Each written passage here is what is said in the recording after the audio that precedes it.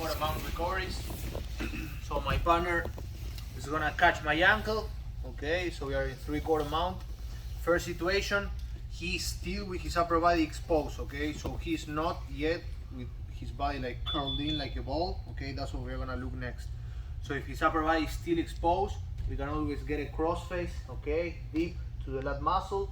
We can move our body back a little bit to get our shoulder under his chin, and we can start pressuring in. Okay, our goal to use this pressure, this cross-face pressure, is to expose his shoulder so I can recover my underhook. Once I recover my underhook, we are gonna use our feet. We're gonna use our shoelaces, hooking on the thigh. Okay, and I'm not gonna try to free my trap foot from here. I'm first gonna square up his hips, and now from here I'm gonna start moving until I can free and remount.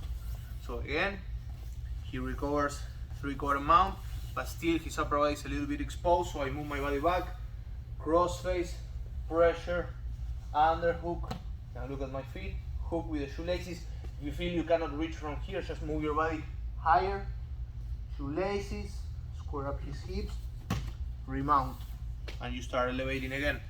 Second situation, he traps my ankle, but this time he curls in, okay, like a ball. So when I try to get cross faces, you feel it's a little bit ineffective, and many times your opponent will also use his knees to bump you forward.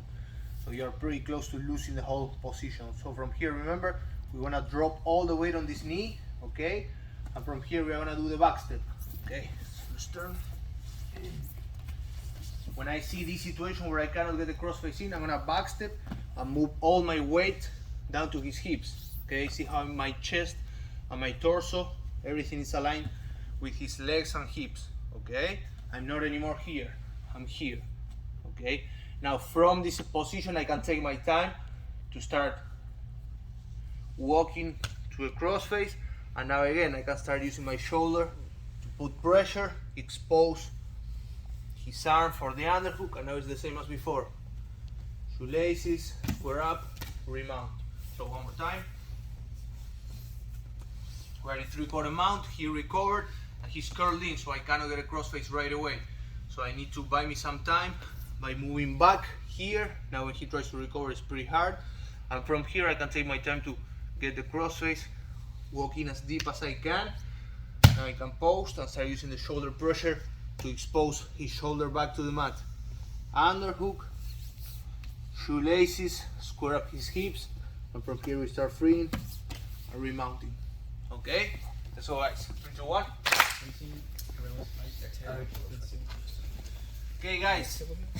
So we are gonna still be from 3/4 mount. It's important that we understand when and why we are using each technique. Okay, the first attempt will always be to just move our body back and get a crossface, okay? But we know sometimes he's gonna be so curled in that when you try, like, it's hard to get an effective crossface, and in the meantime, he can frame, he can bump you forward, okay? So in this case, we know we start the action of back stepping and putting our weight towards his hip, okay? So from here, let's say we managed to get a crossface from the back step position, okay? But we are unable to expose his shoulder for an underhook, okay? So we are here, we got the crossface, we put some pressure in, but we cannot find the space for an underhook. In this case, what we're gonna do, we're gonna keep our hand posted either on the mat or on his hip, and I'm gonna start doing another back step with the same leg, this time using my knee on the inside of his knee, okay? From here, what I'm gonna do is I'm gonna open to extract my foot out, okay? I'm gonna switch the angle so you can see better my legs. So I'm gonna be in 3/4 mount. He curls in, I do the back step, okay? Stay heavy on his hips and legs. I get the crossface, but I'm unable to get an underhook, okay? No space. So in this case, I put my hand either on the mat or on his hip, and I do another back step. This time using my knee on the inside of his knee to open, and at the same time I open, I extract my foot. Okay? Now from here we can stay on cross side or remount. Okay? So this time we back step, let's look at a situation where my partner is doing a very good job of denying both underhook and crossface. So every time I come, he denies the crossface, I also cannot get the underhook. So this is the right time to do the rolling back take, okay? So what we're gonna do from here, I'm gonna turn a little bit so you can see my legs. I'm gonna just lock a triangle using my shoelaces on my calf, okay? And also note how the leg that backstep, my knees on one side of the floor, my foot on the other. I'm using kind of a shin pin. My shin is pinning both of his legs on the mat, okay? I'm not here and I'm not here, okay? Foot on one side, knee on the other. Now, once we are here, we see that we cannot get anything going on the upper body. We are gonna post our hand and the crossface arm is gonna come to his hips. I'm gonna place my elbow and my forearm on his hips. Now from here I'm gonna use a momentum rolling forward on my shoulder and taking my legs with me. Okay, so again, use your momentum of the roll to bring the legs with you, exposing his lower back first, then his upper back. Start reaching for a diagonal control on the shoulder. Okay, I unlock, sit down. Let's go again. So we are here, 3/4 mount. This time, my partner also, I backstep, my partner also denies upper body control, so I cannot get anything going. I switch, forearm and elbow on the floor on the side of the hips, and I use the momentum of my shoulder roll to bring the legs with me. Okay, now I bring my feet down to the floor and start reaching for the shoulder. Okay, now I unlock, stretch with the hook, seat belt, take the back. One more time.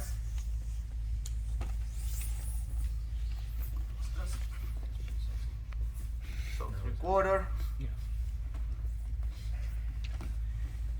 We backstep, he's denying the upper body control, so no crossface, no underhook.